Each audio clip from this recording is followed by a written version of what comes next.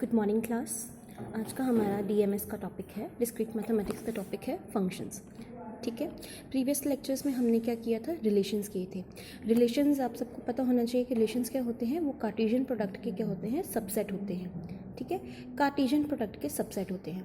अब फंक्शंस हमने करना है। सबसे पहले हम डेफिनेशन पढ़ेंगे फंक्शंस क्या होते हैं। Functions are widely used in science and in most field of mathematics. जो फंक्शंस होते हैं वो हम साइंस में भी यूज़ करते हैं और it is a widely used in mathematics field. ठीक है, और ये कहा जाता है कि फंक्शन जो होते हैं वो ऑब्जेक्ट का एक सेंट्रल इन्वेस्टिगेशन होता है। कोई भी ऑब्जेक्ट का जो सेंट्रल पार्ट होता है, सेंट्रल इन्वेस्टिगेशन होता है, दैट इज़ उनको हम फंक्शंस कहते हैं। फॉर एग्जाम्पल, मैं एक सेट ले रही हूँ ए, ठीक है, 1 2 3 4, ये मेरा सेट है। ठीक है, एक सेट लिया मैंने बी जिसमें ए बी सी।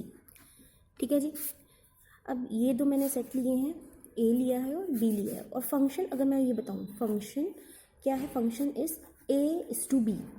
अगर मैं ये डिफाइन कर दूँ कि मेरा जो फंक्शन है वो ए इज़ टू बी जा रहा है, मतलब सपोज करो जैसे 1 2 3 4, ठीक है, ए बी सी। 1 ने रिलेट किया ए के साथ, 2 ने रिलेट किया बी के साथ, ठीक है, 3 ने रिलेट ही नहीं किया है और 4 ने रिलेट किया है बी के साथ प्लस सी के साथ। समझ आया? ये मैंने एक एग्जांपल ली है। सपोज करो इस तरह से एक क्राइटेरिया है, ये ए का सेट है, ये बी का सेट है। 1 2 3 4 मैंने सेट लिए हैं। ठीक है, 1 ने रिलेट किया ए के साथ, 2 ने रिलेट किया बी के साथ, 3 ने पार्टिसिपेट ही नहीं किया और 4 ने रिलेट किया है दो एलिमेंट्स के साथ। अब फंक्शन की डेफिनेशन क्या होती है? फंक्शन जो दो सेट्स का फंक्शन होता है, the elements of one set should be mapped with element of another set. Function की डेफिनेशन क्या होती है? Elements of a set, each element of set A should be mapped with elements of set B। ये होती है function की definition. Each elements of set A should be mapped with elements of set B. मैंने यहाँ पे each नहीं लिखा है, मैंने सिंपल लिखा है एलिमेंट्स ऑफ सेट वी। अब ऊपर वाली डायग्राम में देखो, क्या ये रिलेशन है? अगर मैं बात करूँ कि ये अगर मुझे क्या दे रहे हैं, 1A, ठीक है, 2B, ठीक है, और क्या दे रहा है मुझे, 4B, ठीक है, और 4C। अगर मैं इसकी बात करूं, क्या ये रिलेशन है? हाँ जी, ये बिल्कुल रिलेशन है। रिलेशन तो ये है ही। क्यों? क्योंकि कार्टेशियन प्रोडक्ट का, अगर मैं कार्टेशियन प्रोडक्ट निकालती हूँ, उसका सबसेट क्या होता है? रिलेशन। ये कार्टेशियन प्रोडक्ट का क्या है? सबसेट ही तो है। ये कार्टेशियन प्रोडक्ट का क्या है? सबसेट है, तो ये रिलेशन तो है। बट अगर हम बात करें कि ये फंक्शन है, ये फंक्शन नहीं है। ये फंक्शन क्यों नहीं है? देखिए, फंक्शन की डेफिनेशन क्या है कि each element of set A should be mapped with element of set B. क्या देखो कि हर एलिमेंट जो सेट ए का एलिमेंट है, सेट ए का जो हर ईच एलिमेंट है, क्या वो इस बी सेट के एलिमेंट्स के साथ मैप्ड है? 1 है, 2 है, बट देखो 3, जो 3 एलिमेंट है वो किसी भी मेंबर के साथ मैप्ड नहीं है। वो बी के सेट के किसी भी मेंबर के साथ मैप नहीं है। उसके ऊपर कॉन्ट्राडिक्टरी सिचुएशन ये आ गई कि जो 4 है वो 2 एलिमेंट्स के साथ मैप्ड है। क्या हो रहा है? वो 4 जो है 2 एलिमेंट्स के साथ मैप्ड है। तो एक स्टेटमेंट क्या आ गई हमारे पास कि एक तो फंक्शन होने के लिए सेट को क्या होना चाहिए? फंक्शन होने के लिए एक तो जो सेट ए है उसका हर एलिमेंट क्या होना चाहिए? पार्टिसिपेट करना चाहिए मैपिंग में। उसका हर एक एलिमेंट मैपिंग में पार्टिसिपेट करना चाहिए एंड कोई एक एलिमेंट किसी दूसरे सेट के 2 एलिमेंट के साथ मैप नहीं कर सकता। कोई एक एलिमेंट दूसरे किसी जैसे 4 है, इसने सेट बी के 2 एलिमेंट के साथ मैप किया है, ये पॉसिबल नहीं है। ये जो 4 एलिमेंट है सिर्फ एक के साथ ही मैप करना चाहिए। समझ आया? सेट ए के लिए एक एग्जांपल मैं आपको एक और दे रही हूँ। अब देखो, यही एग्जांपल ले रहे हैं, 1 2 3 4। ए बी सी, ये सेट ए है, ये सेट बी है। अब देखो 1 ए के साथ, 2 सी के साथ, 3 बी के साथ, ठीक है, यहाँ पे एक और ले लेते हैं डी, और 4 डी के साथ, ठीक है। अब देखो क्या ये, अगर मैं इसको बोलूँ क्या ये फंक्शन है, बिल्कुल हाँ ये फंक्शन है। क्यों है? सेट ए का हर एक एलिमेंट पार्टिसिपेट कर रहा है सेट बी के साथ। देखो मैं सेट ए का हर एक एलिमेंट कह रही हूँ, पर मैं सेट बी का हर एक एलिमेंट नहीं कह रही हूँ। एक और एग्जांपल लेते हैं। ये तो फंक्शन हो गया, मान लिया कि सिंपल सी डेफिनेशन की ये ए के जितने भी एलिमेंट्स हैं should be mapped with the element of set B, ठीक है।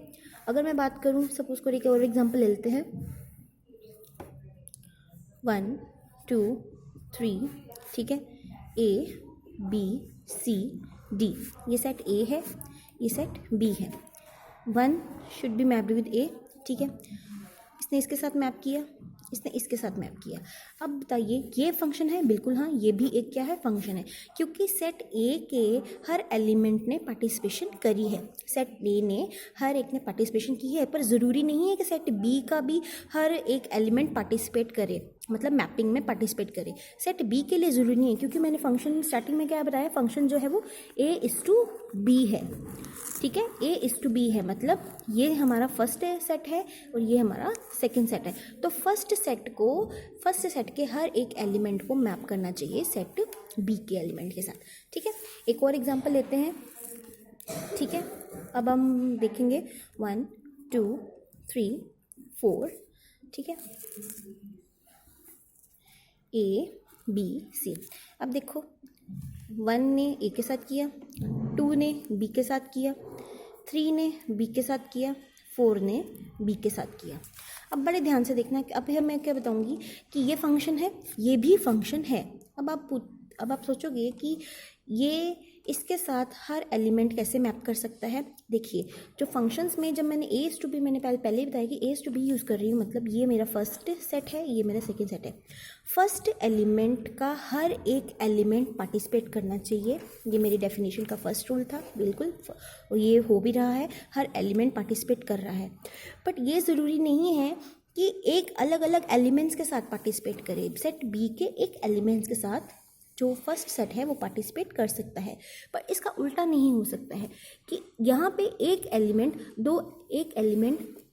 इस सेट के अलग अलग एलिमेंट्स को यूज़ नहीं कर सकता, बट इस एक के साथ यहाँ के अलग अलग एलिमेंट्स एक सेट के यूज़ हो सकते हैं। मतलब सेट बी का अगर एक एलिमेंट मैप्ड हो रहा है ईच एलिमेंट ऑफ ए, तो वो भी कहलाता है फंक्शन। मतलब 2 3 4 एलिमेंट्स एक ही बी को मैप कर रहे हैं तो कोई प्रॉब्लम नहीं है, ठीक है, पर इसका उल्टा नहीं होना चाहिए। जैसे 2 है, अगर मैं अब देख लूँ 2 है, ये 3 अगर सी को मैप करेगा तो ये फंक्शन नहीं होगा, ठीक है। अगर 1 2 3 4 each element should be mapped with, ज़रूरी नहीं है कि यूनिक एलिमेंट होना चाहिए, अलग अलग एलिमेंट्स के साथ भी वो मैप कर सकता है और एक एलिमेंट्स के साथ भी वो मैप कर सकता है। तो ये भी क्या हो गए, फंक्शंस। समझ आ गए? ये फर्स्ट एग्जांपल थी, ये सेकंड एग्जांपल थी, ये थर्ड एग्जांपल थी। अब इसको ध्यान से देखो कि फंक्शंस कैसे कैसे हो सकते हैं, ठीक है। फंक्शंस के रूल है कि सेट ए का हर एलिमेंट पार्टिसिपेट करना चाहिए, पहला रूल, और एक सेट दो अलग अलग एलिमेंट्स के साथ एक एलिमेंट दो अलग अलग एलिमेंट्स के साथ पार्टिसिपेट नहीं करेगा, ठीक है जी। अगर मैं रूल बना दूँ कि मेरा जो फंक्शन है B/A है, तो ये मेरा फर्स्ट सेट हो गया, ये मेरा सेकंड सेट हो गया, ठीक है। डिपेंड करता है कि आपका फंक्शन किस ओर जा रहा है। मेरा फंक्शन A to B की ओर जा रहा है, अगर B to A की ओर जा रहा तो यहाँ पे मैं B रख दी, यहाँ पे मैं A रख दी, ठीक है जी। ये हो गया मेरा फंक्शन। अब कुछ टर्मिनोलॉजीज़ हैं फंक्शन की, देखिए। टर्मिनोलॉजीज़ में क्या होता है, जैसे ये है मेरा फंक्शन है, ठीक है। जो फर्स्ट एलिमेंट होता है, ठीक है, जैसे सेट ए है, इसको हम बोलते हैं डोमेन, ठीक है, इसको हम बोलते हैं डोमेन, और इसको हम बोलते हैं कोडोमेन, ठीक है।